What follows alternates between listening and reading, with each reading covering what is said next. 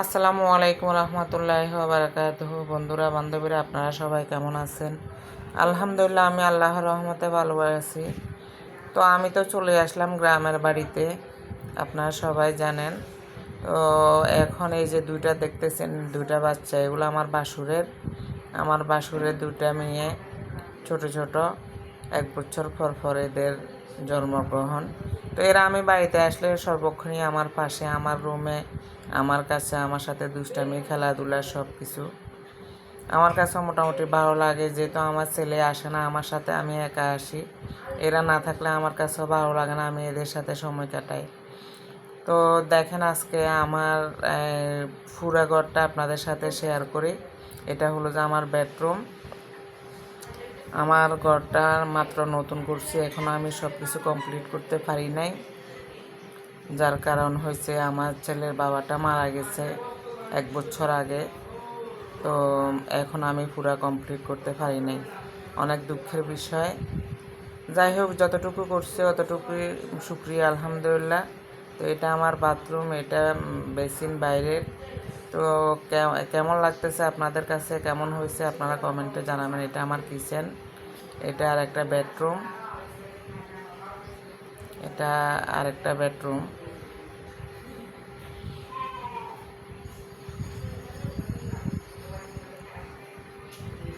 আমার ঘরে তেমন কিছু নাই, ইনশাল্লাহ আল্লাহ চাইলে একদিন ইনশাল্লাহ দিবে, একদিন হয়ে যাবে ইনশাল্লাহ, আশাবাদী। এটা আমার কিচেন রুম, যে এটা আমার কিচেন রুম, এটা আমার ডাইনিং রুম, একদম খালি ডাইনিং রুমে কিছু নাই। আমি এখনও ফ্লোর টাইলস করতে পারি নাই, বললাম না আমার ঘরের অনেক কাজ বাকি রয়ে গেছে। কারেন্টের কাজ করতে পারি নাই, ফ্লোর টাইলস করতে পারি নাই, কারণ এখন তো আমার একদিকে করলে আর একদিকে হচ্ছে না। আমার ছেলেটা এখনও ছোট, মাত্র ক্লাস 6-এ পড়ে। এখানে আবার আমার শাশি শাশুড়ির মরক আমার রুমে ব্যালকনির গ্রিল দিয়ে আসি। আমার এখানে ডিম ফাটছে, ডিম ফাড়ি এখানে বাচ্চা তোলানোর জন্য প্রস্তুতি নিছে। আমি ছিলাম না বাড়িতে। তো এটা আমার ঘরের গেট, এটা সিঁড়ি।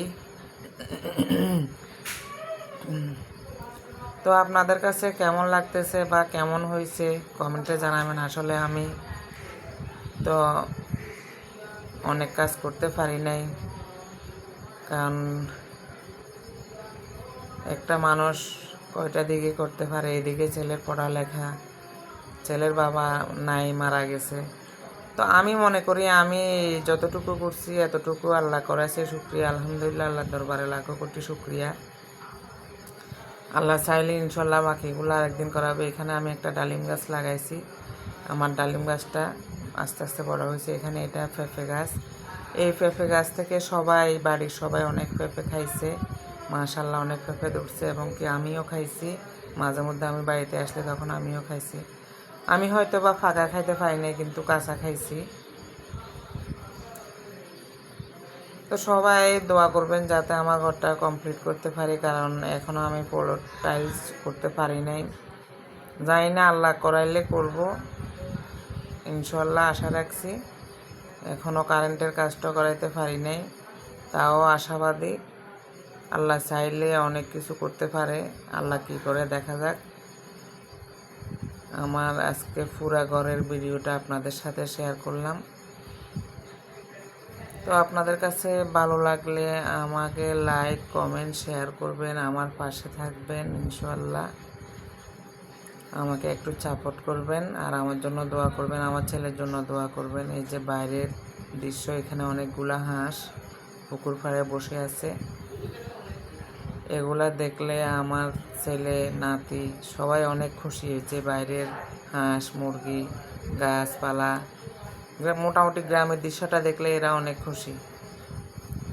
যে কতগুলা হাঁস এখানে বসে রয়েছে, রেস্ট করতেছে। এতক্ষণ পুকুরে সাঁতার কাটছে, এখন এখানে রেস্ট করতেছে। আল্লাহ হাফেজ।